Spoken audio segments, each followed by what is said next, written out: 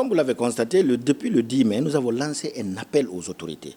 Et ce dont encore nous avons voulu par cette marche, que le colonel Mamadi Doumbouya soit imprégné de la situation. Et nous sommes certains qu'il a vu, il a entendu et il a compris. Et très malheureusement, aucun acte n'est fait. Rien n'a bougé. Donc c'est comme s'il accepte du fait que le parti de l'unité et du renouveau soit mis à l'écart.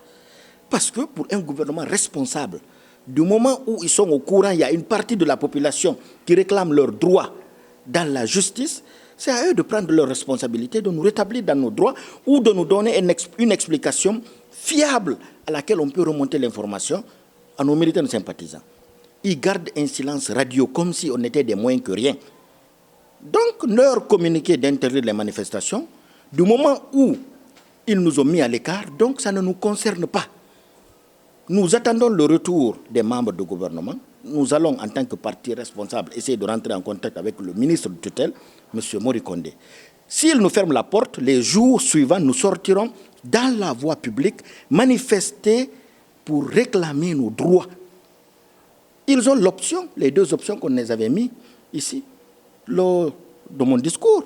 Et très malheureusement, le colonel a penché vers ces deux options-là, au lieu de la dernière, qui est celle qui était noble, celle qui allait le faire sortir dans la grande voie.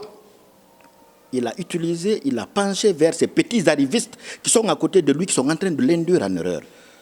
En réprimant les manifestations, eux, soit utiliser les juges pour enfermer les militants et les sympathisants, les jeunes de Dixine.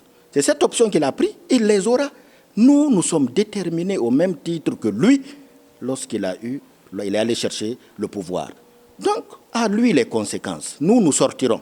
Tant et aussi longtemps qu'il n'appelle pas son ministre pour nous rétablir dans nos droits ou nous donner une explication fiable pour ce qui est de notre agrément, Monsieur le Président de la République, nous sortirons.